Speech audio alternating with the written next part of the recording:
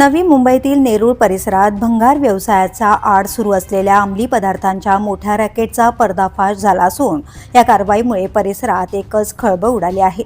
बाहेरून साधं भंगार दुकान दिसणाऱ्या या ठिकाणी प्रत्यक्षात अंमली पदार्थांची विक्री सुरू असल्याचं उघड झाल्यानंतर नवी मुंबई महानगरपालिकेने धडक कारवाई करत हे अनधिकृत दुकान जमीनदोस्त केले।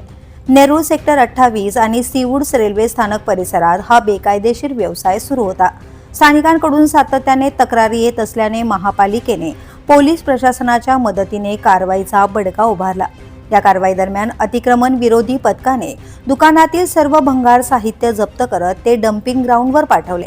या प्रकरणातील मुख्य सूत्रधार राजू राठोड हा सध्या अंमली पदार्थ प्रतिबंधक कायद्याअंतर्गत दाखल 2 गुन्ह्यांमुळे कारागृहात आहे। मात्र त्याच्या अनुपस्थितीत त्याची पत्नी याच भंगार दुकानाच्या आडून अंमली पदार्थांचा व्यवहार चालवत असल्याची माहिती समोर आली आहे। त्यानंतर प्रशासनाने तातडीने हालचाली करत कारवाई केली। सीवूड्स रेल्वे स्थानकासारख्या वर्दळीच्या परिसरात सुरू असलेल्या या काळ्या धंद्यामुळे स्थानिक नागरिकांमध्ये भीतीचं वातावरण होतं। मात्र पालिकेच्या या धडक कारवाईनंतर नागरिकांनी समाधान व्यक्त केलं असून अशा संशयास्पद आणि बेकायदेशीर व्यवसायांवर पुढे कठोर कारवाई सुरू राहणार असल्याचे संकेत प्रशासनाकडून देण्यात आले आहेत। दरम्यान मुंबई आणि परिसरात अंमली पदार्थांचे जाळे दिवसेंदिवस वाढत असल्याची चिंता व्यक्त केली जात आहे।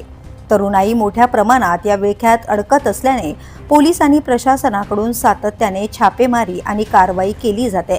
नेरूळमधील या कारवाईमुळे अंमली पदार्थ विक्रेत्यांचे धाबे दणाणले असून परिसरातील नागरिकांनी प्रशासनाच्या भूमिकेत स्वागत केले आहे। द पोलीस न्यूजसाठी श्रीधर चव्हाण, नवी मुंबई।